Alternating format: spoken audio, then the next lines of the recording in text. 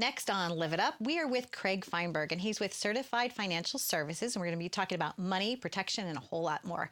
Welcome to the show, Craig. How are you? Hi, Donna. Thank you for having me. So tell us what's a little bit different about your firm. Why are you the managing partner there?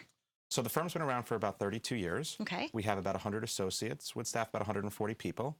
We work with individuals and business owners to primarily do three things. We help them better protect, accumulate, and distribute their assets. Now, talk about protection, because that's most important. Sure. Wouldn't you agree? I think our firm has a value differentiation that we really pride ourselves on a protection-first philosophy. Okay. We feel it's very important for our clients to understand that in today's world, it's not if, but it's more when there will be a wealth eroding event. Should they get sick or injured? Should they have a premature death? Should they get sued? Inflation, market downturn. These things will happen to them, but most of the time they're really not prepared for what would happen and how the rest of their plan would react.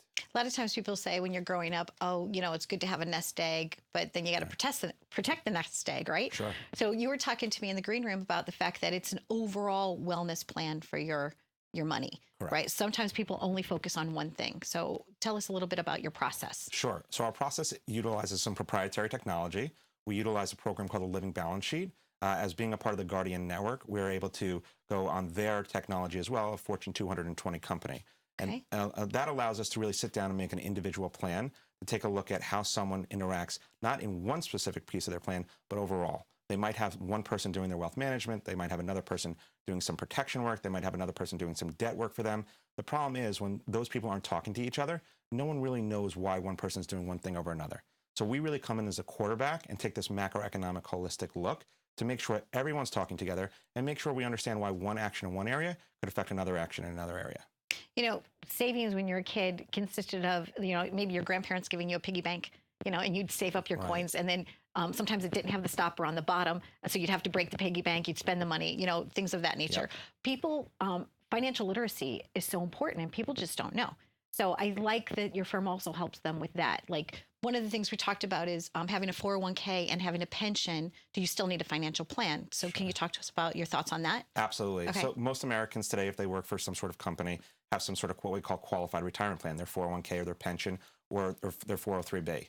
We've taken it to the next level. For many companies, we go in and we utilize a program called Wealth Steps, which allows us to educate those employees. And what we found statistically is that they become more productive at work. People have real questions about real problems going on in their life, and they just don't have an outlet, right? So it is very important for us to understand what they're doing and how they're doing it. And just because a 401k or a retirement plan was good for you, doesn't mean it was good for the person sitting next to you.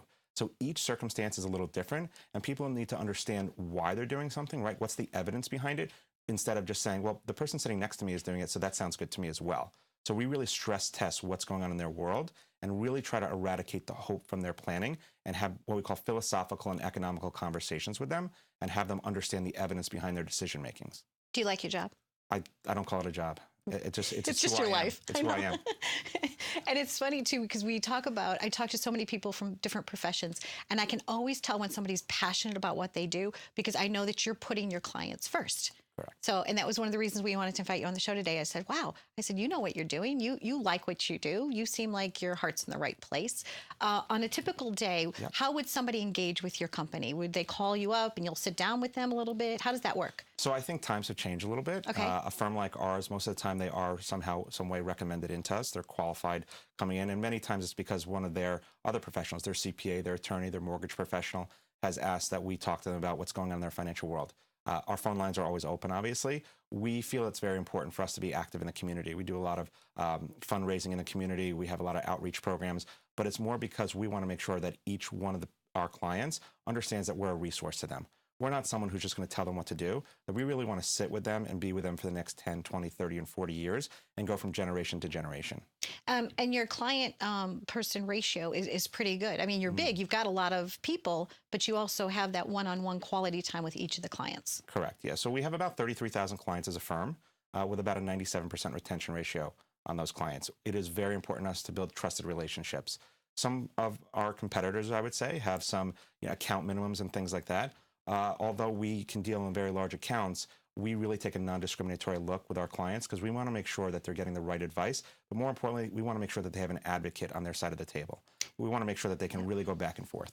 And one last tip for the day. What would you say to somebody, like where should they get started creating a balance sheet for themselves? I think the best place to get started is to really seek professional guidance, Okay. to really have an open and honest conversation. The person's probably not going to sit down with you and tell you you can't spend money on something. Hopefully that person really wants to sit on your side of the table and really help you and say, what are some of the threats that could stop you from earning money? What are some of the things that could help you get to the next level? From our perspective, one of the biggest threats is just people really understanding what they already have. Media misinformation out there is a big deal. Everything you read on the internet is true, right? There's a lot out there, and it's not easy for the consumer to understand what's good and what's bad. So it's really just sitting down, having a real open and honest conversation, and identifying what they have currently, and that could even mean corporate benefits they have at work, and then taking advantage of those benefits, and then putting a plan together that can happen over time. Not everything has to happen at the same spot. Right. And just kind of have your eye on the ball.